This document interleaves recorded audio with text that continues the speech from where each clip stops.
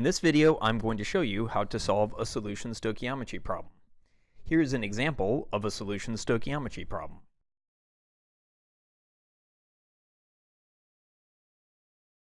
Before we can solve this problem, we will need to do three things.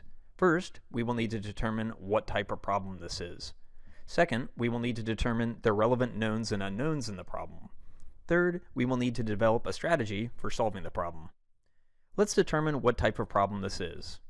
A stoichiometry problem involves determining how much of some chemical is used up or produced based on the amount of some other chemical. A solution stoichiometry problem requires using the concentrations and volumes of the chemicals involved to solve the problem. In this problem, we are asked what volume of phosphoric acid is needed to react with another chemical, calcium hydroxide. If the problem had asked for the number of moles, this would be a quick and straightforward problem, because the coefficients in the balanced equation indicate the mole-to-mole ratios of the reactants and products.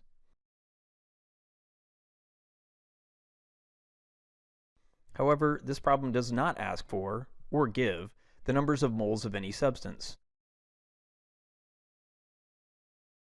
Instead, the knowns and unknowns in this problem are stated in volumes and concentrations.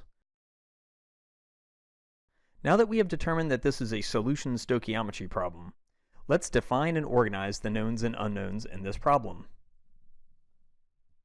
We are asked to use a chemical equation to determine how much of a substance is needed to react with another substance. The knowns and unknowns are stated in volumes and concentrations. If 35.2 milliliters of 0.338 molar calcium hydroxide reacts completely with 0.250 molar phosphoric acid, then how many milliliters of the acid will be needed? The relevant knowns and unknowns will be identified and organized in a VMN table. This table will allow us to organize the three calculations that we will have to do in order to solve this problem.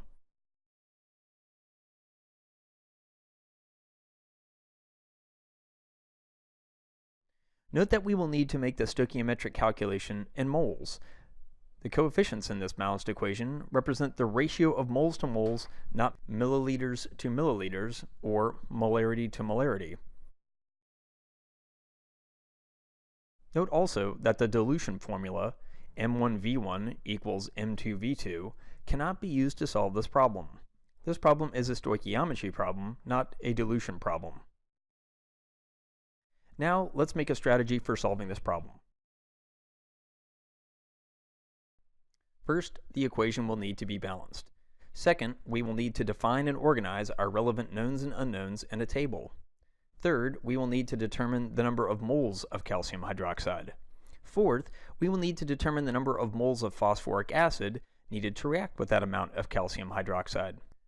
Finally, we will need to determine the volume of phosphoric acid needed to react with that amount of calcium hydroxide. First, let's balance this chemical equation.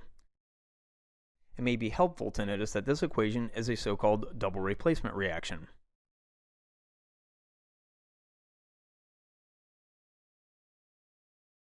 Let's start by balancing the calciums in this equation. There is only one calcium on the reactant side of the equation, but there are three calciums on the product side. In order to balance the calciums, we will need to add two more calcium hydroxides to the left side of the equation. Now the calciums are balanced.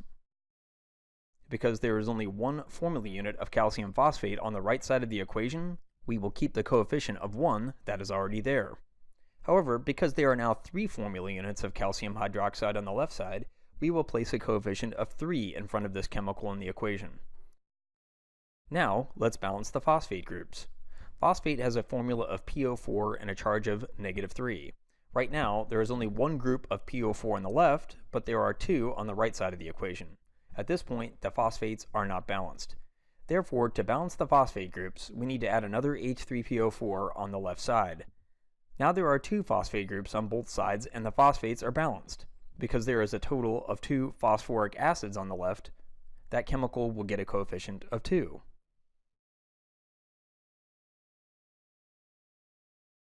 Now let's balance the hydroxide groups. The hydroxide ion is OH negative. There are currently 6 OHs on the left, but only 1 on the right, So far, the hydroxides are not balanced. Therefore, we will add 5 more waters to the right side in order to bring the total of hydroxides to 6 on both sides.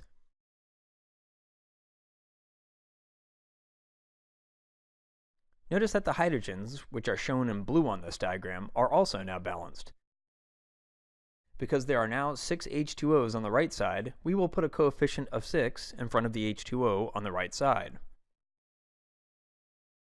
Now we have balanced the entire chemical equation and are done with the first step in our strategy.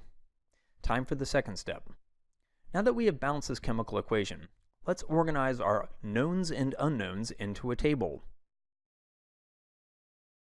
0.250 molar is the concentration, or molarity, of the H3PO4. 0.338 molar is the molarity of the calcium hydroxide solution. 35.2 milliliters is the volume of the calcium hydroxide. We are being asked for what volume of phosphoric acid. Now we have identified the knowns and unknowns and have them organized in a handy VMN table. Time for the third step. We will use the molarity formula, M equals N over V, to determine the number of moles of calcium hydroxide which will need to be neutralized.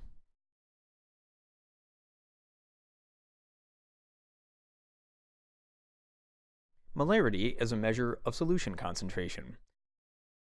It is computed by dividing the number of moles of solute by the number of liters of solution. We can rearrange this M equals N over V formula to solve for the number of moles of calcium hydroxide, which we will need for the stoichiometric calculation in the next step.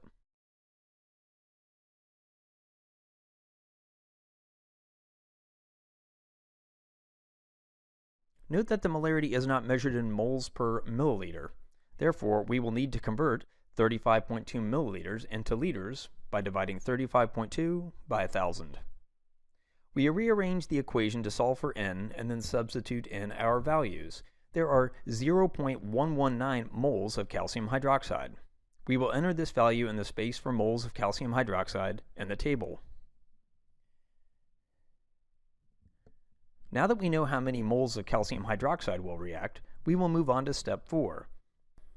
We can use the coefficients in the balanced equation to solve for the number of moles of phosphoric acid that will react with it. This is a one-step stoichiometry conversion. We will need to put the units into the conversion factor first, then place each coefficient on the correct side of the divisor. Calcium hydroxide and phosphoric acid react in a 3:2 ratio. Our calculation shows that 0.00793 moles of H3PO4 will be needed to react completely with the calcium hydroxide.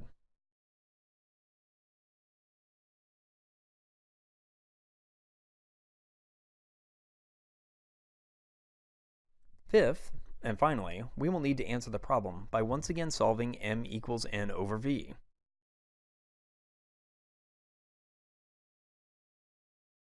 This time, we will be solving for the volume of phosphoric acid. Rearranging the formula to get V all by itself on one side gives us V equals N over M.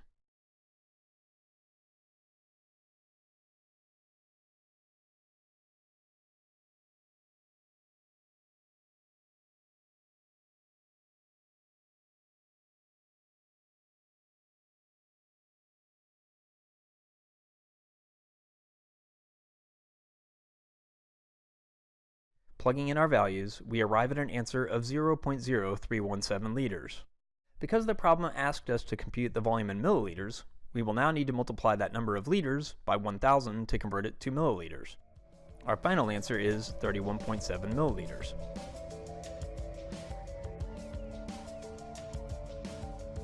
Let's review. We solved this problem by determining that it was a solution stoichiometry problem. We then identified our relevant knowns and unknowns, organizing them into a table. finally, we developed a 5-part strategy for solving the problem. Thank you for watching. I hope that you have found the information in this video to be helpful.